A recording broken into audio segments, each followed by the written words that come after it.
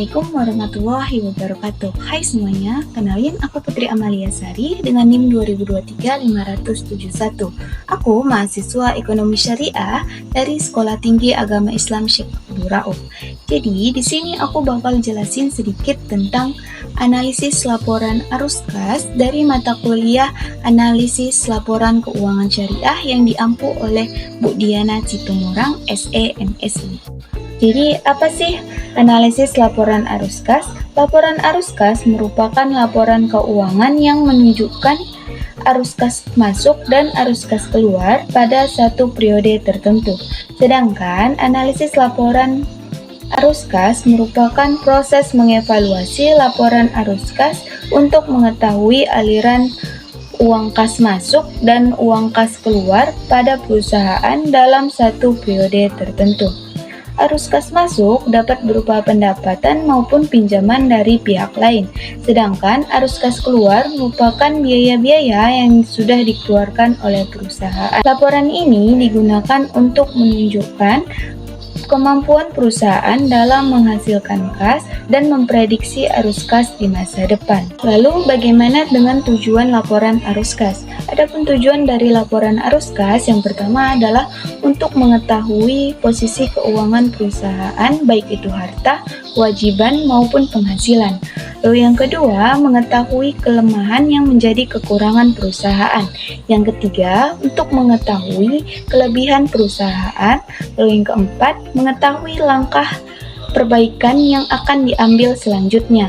Lalu yang kelima, melakukan penilaian kinerja dan manajemen.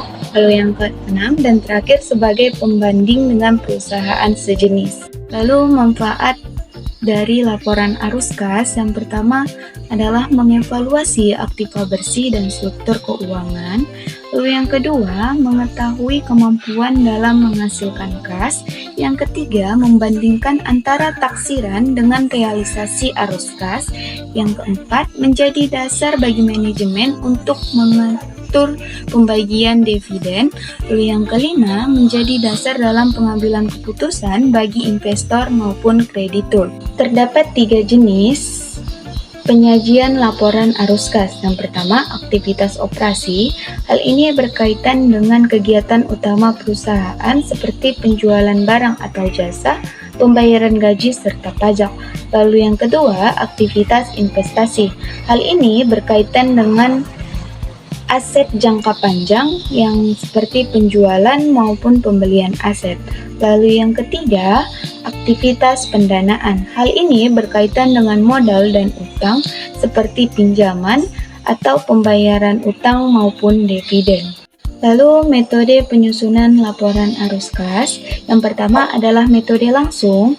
Metode ini langsung menampilkan arus kas masuk dan arus kas keluar pada aktivitas operasi. Lalu yang kedua adalah metode tidak langsung.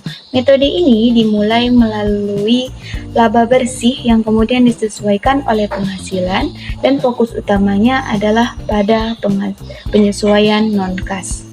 Kesimpulannya, laporan arus kas adalah laporan keuangan yang dievaluasi, sedangkan analisis laporan arus kas merupakan proses mengevaluasi laporan arus kas. Hal ini bertujuan untuk mengetahui posisi keuangan perusahaan, serta mengetahui kemampuan perusahaan dalam menghasilkan kas dan memprediksi arus kas masuk di masa depan. Hal ini akan menjadi dasar dalam pengambilan keputusan manajemen, investor, maupun kreditur. Sekian yang dapat saya sampaikan, lebih dan kurangnya saya mohon maaf. Sampai jumpa.